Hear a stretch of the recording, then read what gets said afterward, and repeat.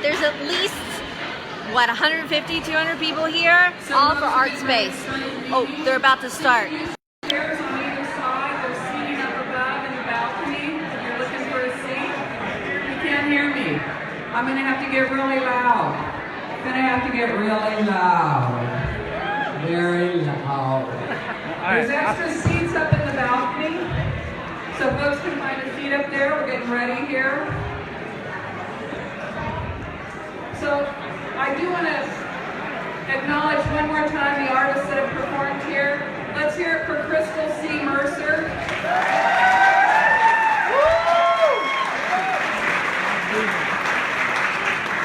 And for the members of the Lanyap Band. They did a great job.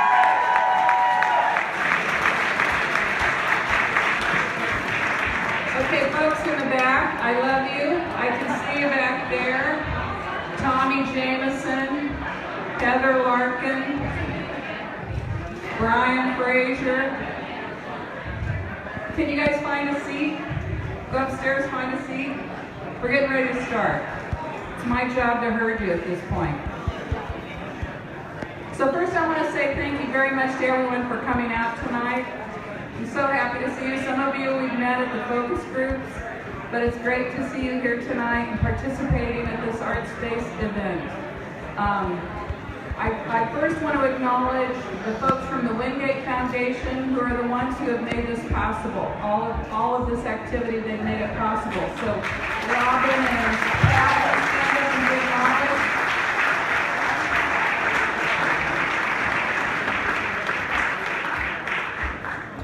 Secondly, I'd like to acknowledge all of the folks who've worked on the core group. So there's a dozen people who have worked for the past 46 days to make this happen. And they have worked like crazy to basically arrange all of the focus groups, to arrange this meeting, to arrange the bus tour to the various locations for the Artspace folks. So if you are on the hardcore group, please stand and be acknowledged by your peers here.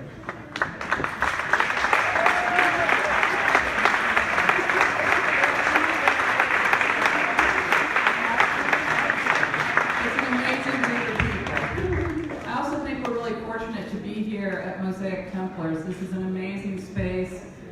It's a wonderful turnout tonight.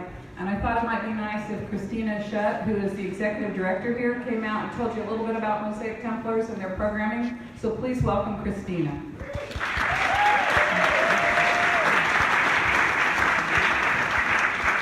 Dan, I just want to welcome you to the Mosaic Templars Cultural Center. Our mission is to preserve, interpret, and celebrate African American history and culture in Arkansas. We often think about us as sort of the intersection between community, arts, culture, history, kind of all of it. And so we are just honored and glad to see each of you tonight. I see so many friends, so many artists, so many community supporters here. And so we're just glad to have you. I also want to remind you, if you didn't get a chance to see it when you came in, that we've got a great new exhibit called Finding Freedom in the Forest, which you wouldn't think would have art connections, but it does. One of the kind of centerpiece points of the exhibit is a diorama of 1920s Crossett, Arkansas that was hand-built through historic photographs. So again, that intersection between history and art, which is something we really love here.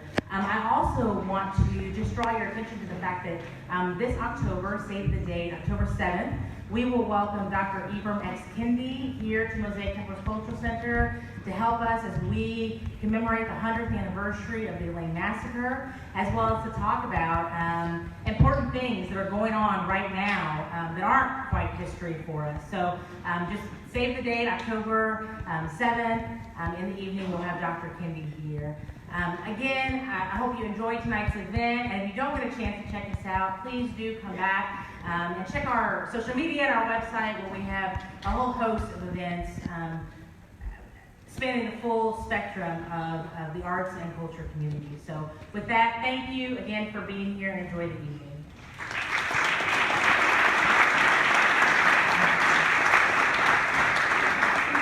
Introduce the folks from Artspace who are here from Minneapolis to talk to you this evening. Wendy Holmes, Terry Deaver, and Roy Close.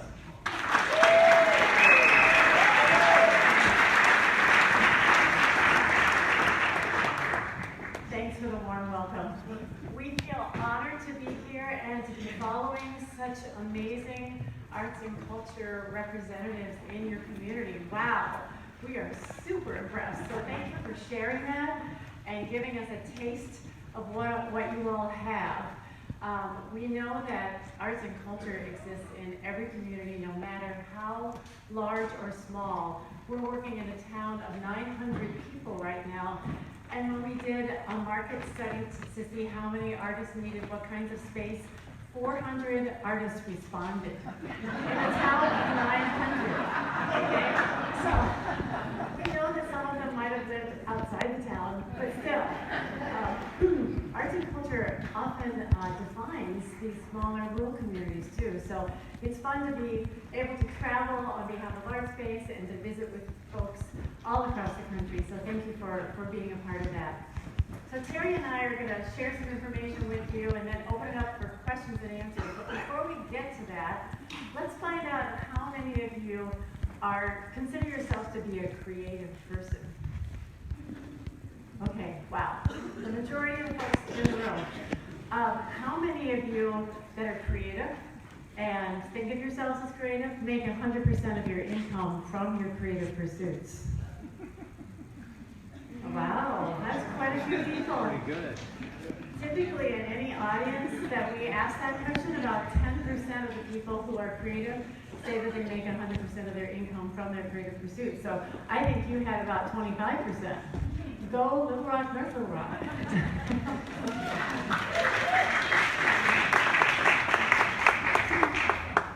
So one more question. How many of you, we're curious about how many of you live in North Little Rock? Thank you for being here. And the rest of you are from Little Rock, or maybe outside of Little Rock. How many are outside of Little Rock? Okay, thank you for coming. That's awesome to have a whole sort of regional approach to this. So we're going to show some slides, give you a little bit of information. We've done a lot today, and so if we forget names or if we forget places, please forgive us. That's why we have the core group with us, because they're the real brains that we have here in Little Rock. So I'm going to ask Terry for some technical assistance here.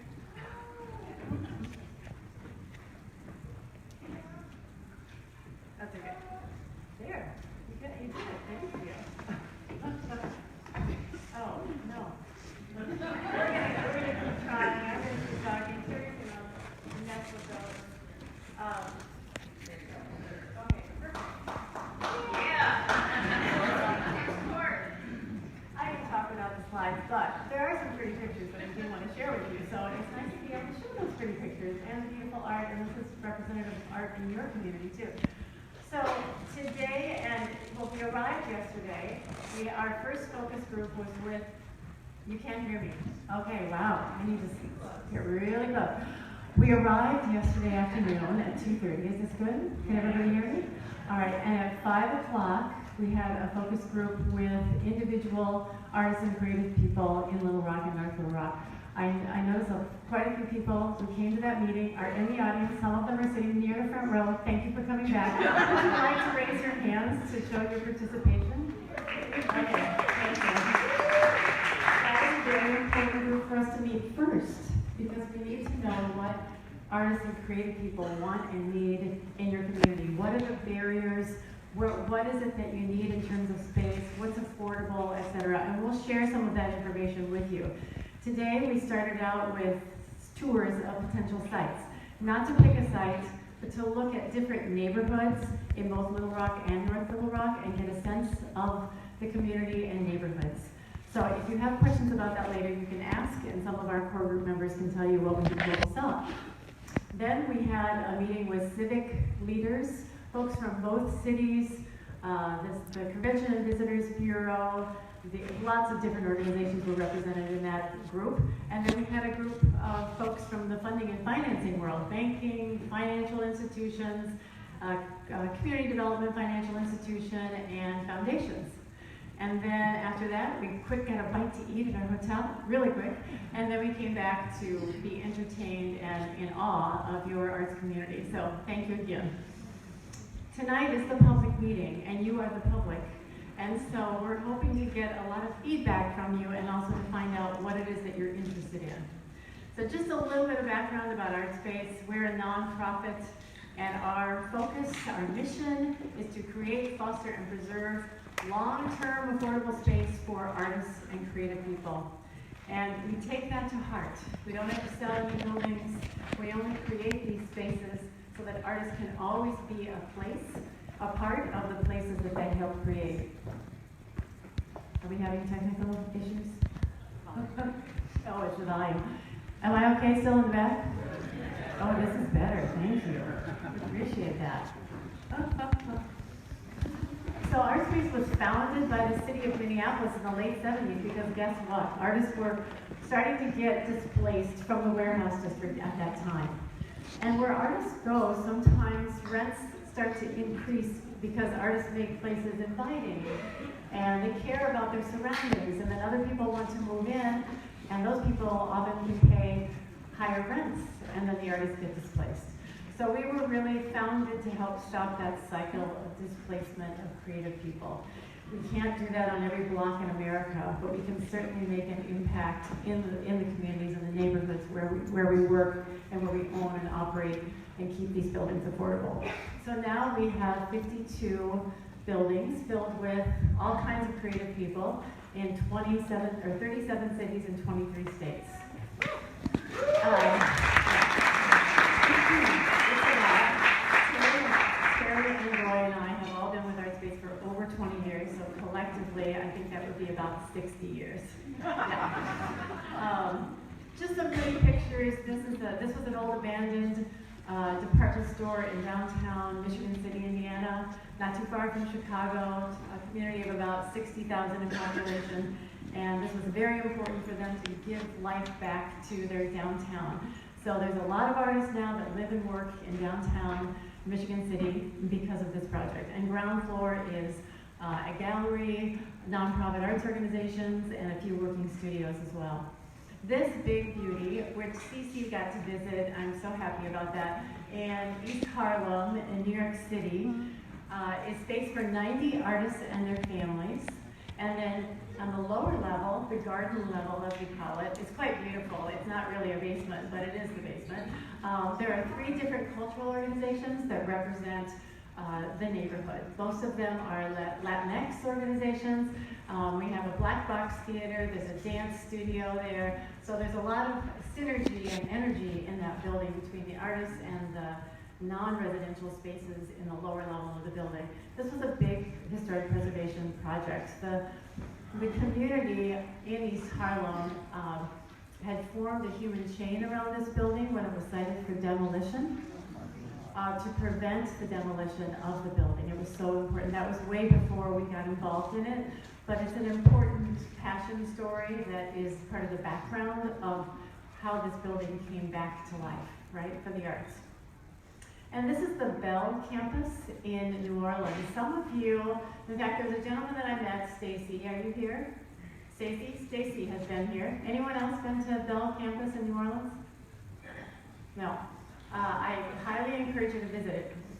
It's a campus of buildings. There's 2 schools and an old band room. And again, it's a mixture of uses for artists to live, to work. There are nonprofit organizations that have their space in the building as well. So those are just a few examples. When we do the work that we're doing here with you all, we just want to put it in context.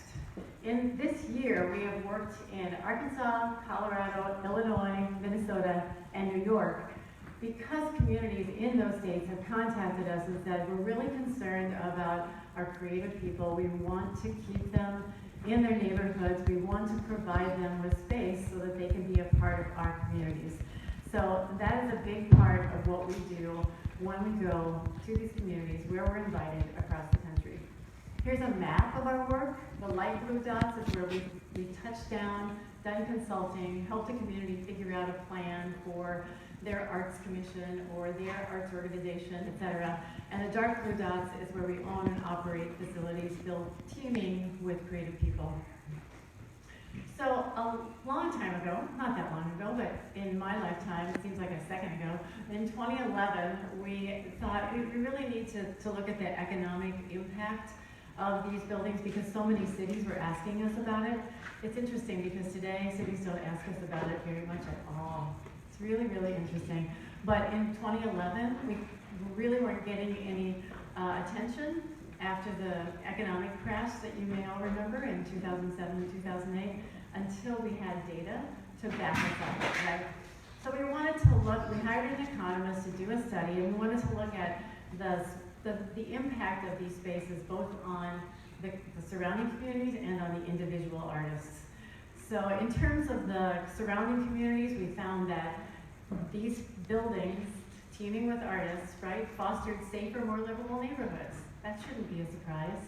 Anchored creative districts and arts districts that organically came to be because of the presence of such an incredible number of people in the creative sector. I'm not going to read all of these to you, but I want you to understand that there's the economic impact on the neighborhood, but then there's the impact on the individual artists. So what did we learn about the individual artists? They tended to make more money from their creative pursuits as a result of living and breathing in these buildings filled with people that they could collaborate with, that could support them, that were like-minded. They enhanced their professional reputations. If they would say, oh yes, we're doing our work out of the Bell School campus, and people would automatically think, oh, they're real artists. So those were some of the things that we learned as a result of doing that study. But most importantly, I think it's thinking about art and creativity as a very broad construct out there. This is not a painter with an easel. I hope I'm not insulting the painters. You're very important in this world. But it's more than that. It's people who are doing cultural practices. It's spoken word. It's all the things that you experienced tonight. It's the drum corps that was downstairs outside the building. It's all of those things that many of you experience in your everyday life, but you don't necessarily call it out as, oh, that's art. You just experience it and know that it's an important part of being in your community. So this list is not meant to be exhaustive because we couldn't list all the hundreds and thousands of things that are out there in the world that are considered creative. So the process that we use to help figure out how to create space that's affordable and sustainable in a community is this. We're doing this preliminary feasibility study that ends tomorrow, and then we start this other part of the process, which is called the Arts Market Study, and that's where we want you all to give us feedback on an online survey about what you need in terms of space, what can you afford to pay, where do you want to be, And then we can figure out how many creative people need what kinds of space and begin to put a project concept together. So we're going to talk a lot about the project concept tonight because there are so many creative people in this room. There's also this spillover effect on the creative economy because sometimes when other for-profit developers or nonprofit developers find out that artists can actually pay rent if you make it affordable, they then begin to think of the artist as a viable market. We had that happen in Loveland, Colorado, where a very dubious individual looked at the results of the survey and said, oh my goodness, I could create space for artists in our community too, which was fantastic because he created 27 working studios adjacent or kitty corner from the building that we were doing live workspace. He also did a maker space and he did co-working space. So it was a wonderful thing, and he kept it affordable for the artist community because he asked us and he looked at the survey results, how much can artists pay, right? And it varies from community to community what's affordable, so we're always very cognizant of that. You know, in New York, maybe $2 a square foot is affordable, but in Little Rock, maybe it's 50 cents a square foot that's affordable. So those are the kinds of things that we want to think about. So I'm going to turn it over to Terry. I didn't even give her any warning here. We talk about project concept, and she and I, just so you don't get tired of hearing me, talk about this part. Hi, can you all hear me? Right volume? Thank you. So what you're seeing up here are these 6 areas that we look at when we're here for this pre-feasibility work. So the project concept is, what is it that the community needs? What can be supported here in terms of space? The other pieces fill in that, right? What do the artists need? Kind of tells us a bit of that story. What does the local leadership say about their goals and vision for the community, and how can that intersect? Funding and financing, how can it be funded? How can it be financed? Who can come to the table creatively on that end of the world to help us put the funding together?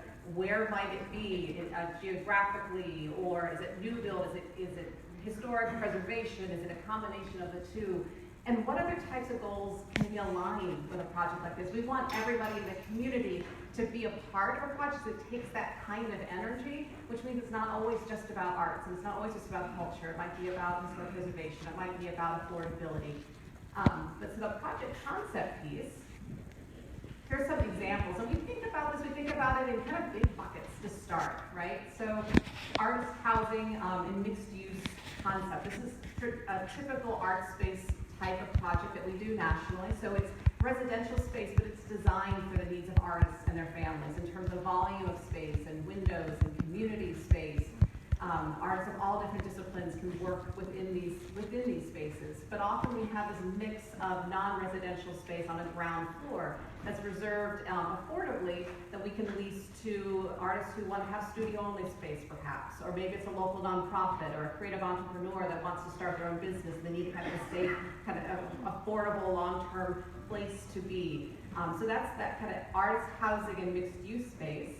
We also look at the need sometimes around non-residential space. Artspace has some of these type of example spaces in our own hometown of the Twin Cities. So for example, this Traffic Zone Center for Visual Art, these were mid-career artists that had studio spaces. They were losing their building. They came to us. We were able to partner with them in a 50-50 partnership, and we own that building together, and there's some commercial spaces in there that help to kind of offset and keep their rents lower so that the whole thing works. So we learn more about these non-residential types of spaces. Performing arts, often a great need within communities. It's hard to find that rehearsal and performance space. Light industrial or manufacturing spaces for creative businesses that are moving to the next stage and they're producing more, they're working more in that realm, or maybe sometimes they want to live in the same spaces and that can be supported in this more industrial type of space and not so much on the residential emphasis. So the arts market piece, this is again, we're asking the arts community. We had a really robust conversation with some folks yesterday. Time's going so fast, it was yesterday, to talk about what some of the needs are. And as Wendy said, this will get defined and refined and more voices through the arts market process. But in the initial conversations that we had folks prioritize. I have a list around 9 of different types of project concepts that got thrown out. And the workspaces, that non-residential workspace of any type of discipline or creative work. Also flexible gallery or education installation space, kind of multi-use space that could be used for more emerging types of practices, more experimental practices, things that are non-commercial. And then the lived workspace, where what resonated within that group and kind of rose to the top. So that's something you kind of would want to test in the arts market study to see if that flows forward. Do you folks kind of feel kind of like what you would think as well? Seeing a lot of nods. Great. So these are just some examples of affordable artist housing within some of our projects. You can see those durable surfaces, the flexible use, multidisciplinary. We have artists that are retired, we have artists that have kids, all across the board. Public engagement space, when we talk about that, these are typically flexible spaces within our buildings that might be available to the artists themselves to program for exhibitions without fee, which is always nice, or rehearsal spaces for performances. Sometimes it's through the use of a nonprofit organization that has some creative space that's been selected because of the public engagement space that they provide. Sometimes it's public-private space on the outdoors, but the idea is that the activity spills out from the buildings, right? The community is part of these projects. It's not just what happens behind closed doors. Arts and residency space sometimes comes up as well, whether it's short-term for a weekend, for musicians that are coming through town and need a place to stay for their performances, or it's a theater company that's bringing in performers for 3 months, or writers groups are bringing folks in. And again, creative work-only long-term rental spaces that are sometimes rented by just a single artist, sometimes a collaborative of different artists under one space, but it's private space. And then there's short-term rental membership-based type of spaces. We think about this as makerspace, specialized studios, specialized tools, often programmed by a local entity that wants to bring this to the community. They see it as a need. We learn about those needs as part of the market survey. Maybe it's around woodworking or it's around ceramics, but sometimes it's some type of specialized use that can happen in these short-term rentals. And then again, that commercial and retail space is sometimes on those ground floors, inviting the public and small businesses. Some examples of performance and event spaces in our buildings. The Cole Center for Dance is in downtown Minneapolis. You can go to our website and see more about that, but that was a historic theater that got moved. Largest building moved on rubber tires. Guinness Book of World Record at that time. I think that still holds as far as I know.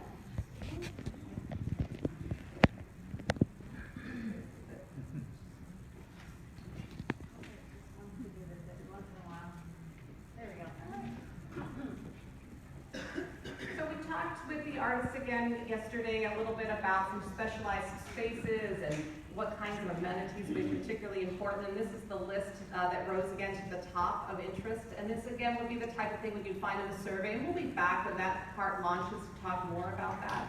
But that natural light, the outdoor space, you can make use of your good weather. As Wendy had said earlier, in Minnesota, we have less time for that outdoor space. You can make better use of it than we could. Two examples of those amenities and specialized spaces. Green roofs, thinking about culinary arts and healthy living, right? Both on the rooftops, decks, sometimes on the ground floors as well. Flexible gallery spaces. More images there to share. So funding and financing, we won't spend a whole lot of time on this, but sometimes this is of interest to folks. This is our project in Memphis. It's a historic building and new construction. 63 artists live in those buildings, and there's also some commercial space there for Art Up, which is a nonprofit organization, and then there's creative space for the artists to share that spills out into a plaza.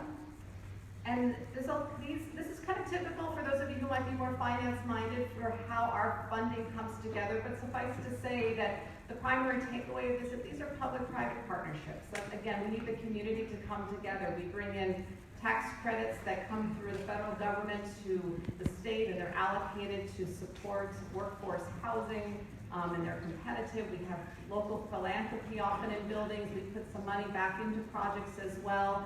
But everybody has a stake in this. This is for the community, and it's sources that can be coming in locally, coming in regionally, through the county, through the state, and federally, privately, and publicly. And local leadership, and again, this feeds into that as well. These are about all the leaders in the community, in every way you can think about that, whether it's civic leaders, elected officials, staff at cities and counties, foundations, potential future tenants, you as entrepreneurs and creative people thinking about how you want to change your community and how you want it to be impacted through a building like this. You are all the leaders and stakeholders in these projects. We're here to serve you through this work. And then potential sites. Wendy, do you want to talk a little bit? You want to talk back? No? Well, we'll talk just kind of generally. So we did walk around, or drove around, as Wendy had talked about earlier, kind of taking in your community around sites. And the things that we're looking for at this stage are not specific buildings. We're not ready to buy something next week or next month or maybe even 6 months from now, because we're still learning about what you need and where it should be and what serves the community the best. And there's a lot of pieces that come together. There might be a building you're like, this is perfect for artists, but it's way too expensive, or it's really not in the neighborhood that's really going to make a big difference.